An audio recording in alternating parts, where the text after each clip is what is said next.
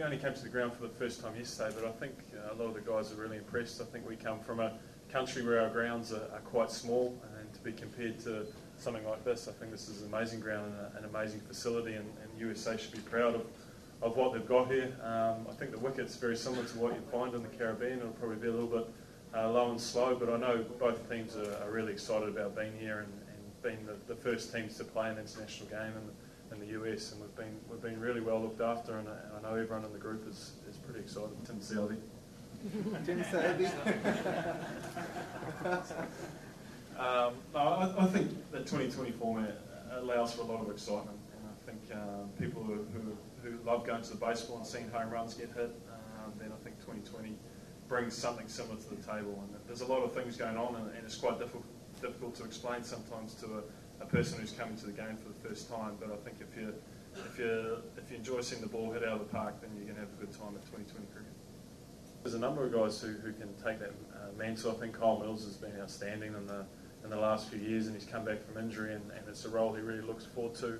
Tim Southey and Ian Butler are guys who are growing with experience, and we've got a guy, Andy Mackay, who we've brought over, who's got a bit more pace, and we're hoping to develop him, because I think anyone with pace in world cricket has a real chance of doing well.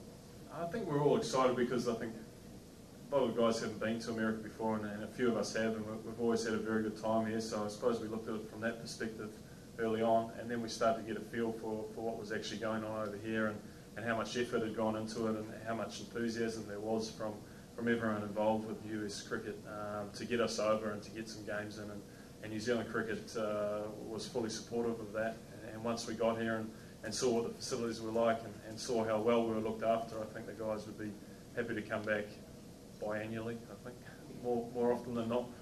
I think the good thing for us is that we've probably beaten Sri Lanka in their own conditions. We've beaten them twice at home, and then once in Guyana on a wicket that probably tends to suit Sri Lanka more than us, and I'd say that this wicket is pretty similar. So I think the amount of cricket that we play in the subcontinent now means we're pretty prepared. We've played Sri Lanka a lot in the last 2 to 3 years, so we understand their game, and I think there's not as many surprises for us as there used to be, the likes of Malinga and Mendes and Muralitharan, who's not here, but some unique bowlers who are quite unorthodox are becoming a lot more common to us, and so therefore the guys are a lot more confident.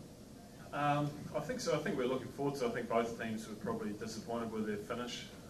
Both expected better of themselves. We've had an extremely long season, and this is the end of it for us, where we get a little bit of a break after these few games. So for us, it would be great to finish on a winning note and head home and get that break in, and start to prepare to go again. So this tournament's pretty serious for us. We want to finish well, and there's a number of guys within the team who want to take an opportunity to be selected for the tour of Sri Lanka later in the year.